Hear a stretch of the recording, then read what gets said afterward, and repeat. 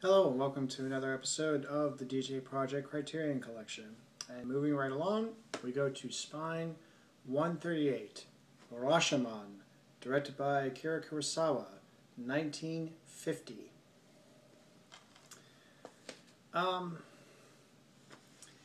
This is actually this is actually one of those cases where I won't worry too much about spoilers because, one, this film has been around for quite some time, and two, the whole point of it is that you're not supposed to know what ends up happening. You never know exactly what was actually true about what happened or not. So it really doesn't matter. Even if I were to give every single detail of what happened, it still ends up not making any sense. So I'm just gonna talk about it as is. But again, if you haven't seen it, and if you're the least bit sensitive of any kind of information given away, just see the film first and then come back to this, and you'll hear my thoughts about it. But if it doesn't matter to you, or if you've already seen it, continue watching. Interestingly enough, before I revisited it, I originally thought I was going to like it less because that concept has been around for a while. In fact, there was actually an episode of Batman the Animated Series that was structured like Rashomon, where you have differing stories about what happened and so forth. I mean, it wasn't quite as incongruous as say in Rashomon, but it was a similar notion. And in fact, I would argue that the idea of having a film presenting that talks about a single subject, and in this case it's a single event, but it's told from various direct yet differing sources. In other words, you never see it truly objectively. It's all subject. It's a subjective point of view. It's already been done before. It was done prior to Rashomon, Citizen Kane. But this was credited in doing it in a much bolder way, in that what you really are seeing the subjectivity of the storytelling as as you hear each story. Basically, the story of Rashomon is actually a woodcutter and a temple priest and a passerby who is hiding in the ruins of this temple in the drenching rain.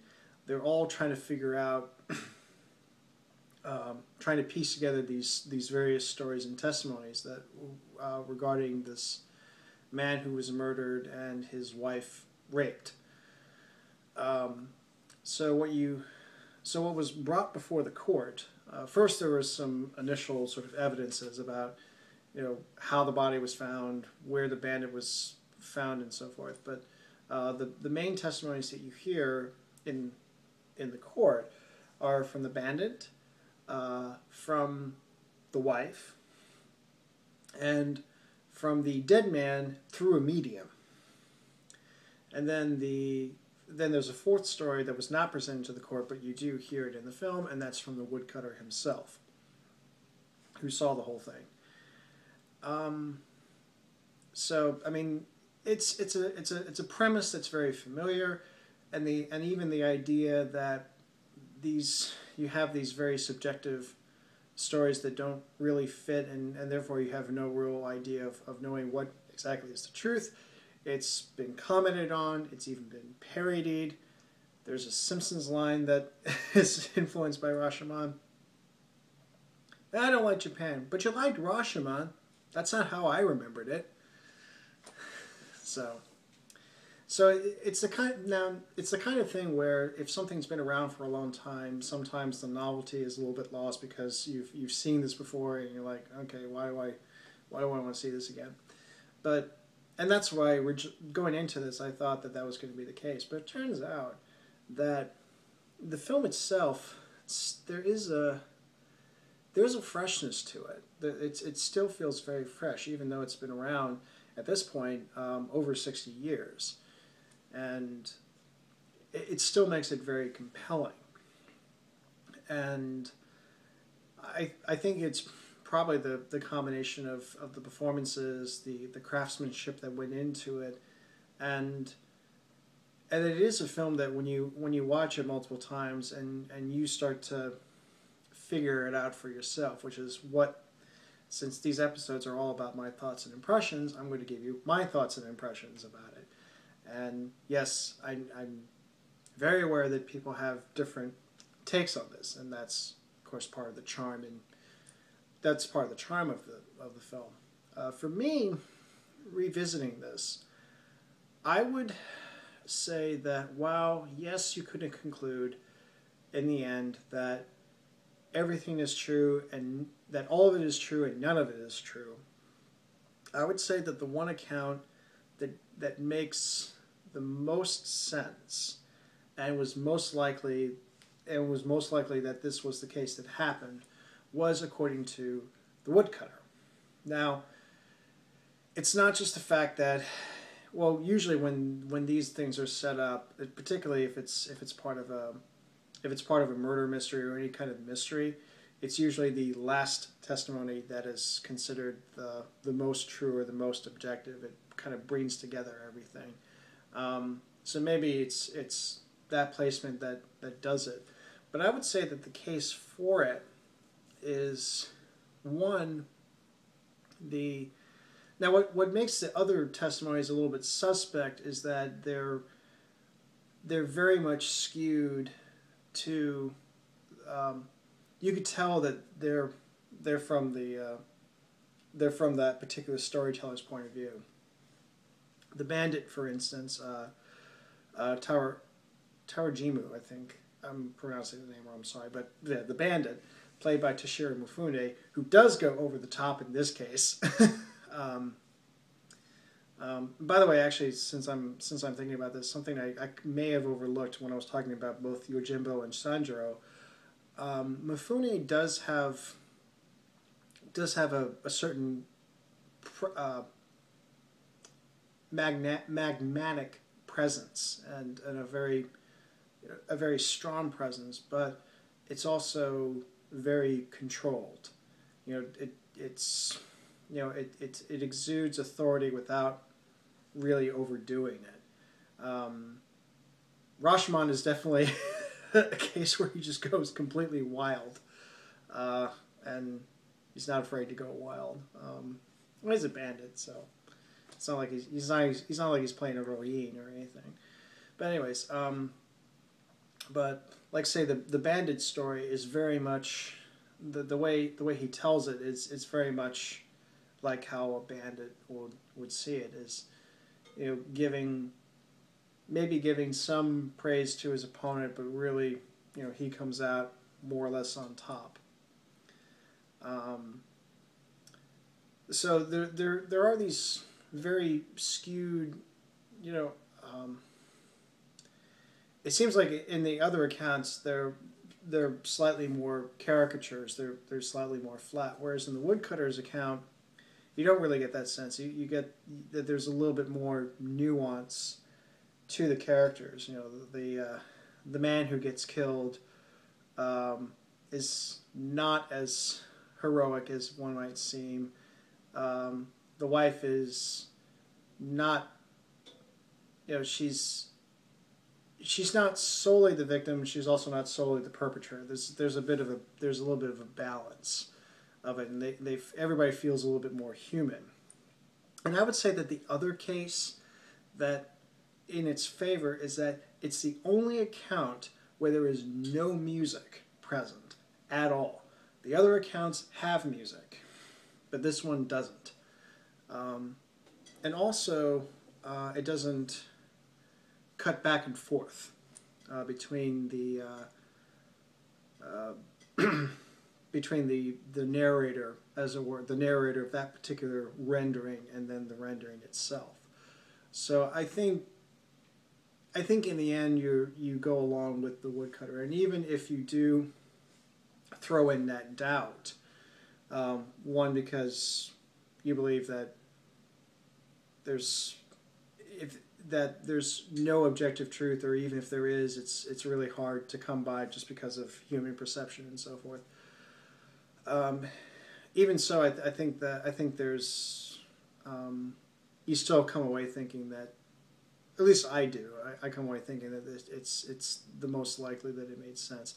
Now, the only problem that I noticed, and maybe it's not a problem, but it was established earlier that the woodcutter was completely surprised by the presence of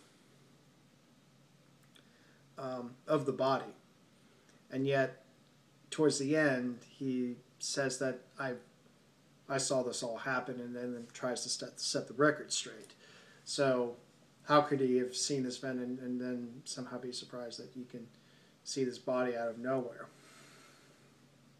It's also partially explained that he didn't want to give this testimony to the court, so he may have lied to the court in order for him not to tell that story. But at any rate, but this is of course part of the charm of it. And also, I mean, not only does it look at the nature of human perception in looking at the real world, it also looks at, you know, the motivations of, or what drives people to do what they do, what drives people to perform the kind of actions. And this goes back into the temple, because again, the way that all these accounts are retold, which actually that's another interesting thing. It's you're not even really getting it from the people telling the story themselves. It's both the priest and the woodcutter were there in the court while these testimonies were given. So it's actually the testimonies as recounted by two other people. So already you already have some filters at play, and actually that's really what I found. Actually, I remember the first time I saw Rashomon, that's actually one of the things I found really fascinating was just figuring out how. Well, the first time you see you kind of wonder, okay, how does everything fit? But then in subsequent viewings, you then start to try to parse the information, and you see, okay, which parts are consistent, which parts are not consistent.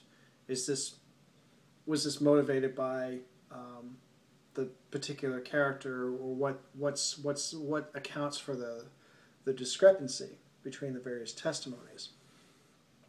And can you get closer to what actually happens, even with all these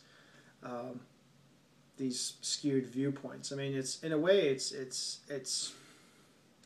like a prism where you shine it on this particular center, and then the light is refracted and it's split, and so you get these different angles and so forth on this singular story. So I think that's part of the long-standing, and it continues to appeal to people in different ways. This is certainly how I take it. I mean, other people draw different conclusions out of it, just based on how you view life and how you view experiences. And not just the testimony side, but also the way that the testimonies are debated, because there you get into some questions about human nature, like what is human nature? Are we ultimately self-centered, greedy, evil, and bad, or is there a good nature to us? And even that is left to, you know, you don't come away with any real clear answer. I mean, as to who's right in that respect. So it's a very rewarding film philosophically, and it continues to be. And yeah. So I would say uh, if you haven't seen it and you still are watching this review, uh, good for you. But I would say that if you haven't seen it, definitely check it out. Um, it is one of those staples of certainly of Japanese cinema. It was the film that brought everyone outside of Japan into the world of Japanese cinema.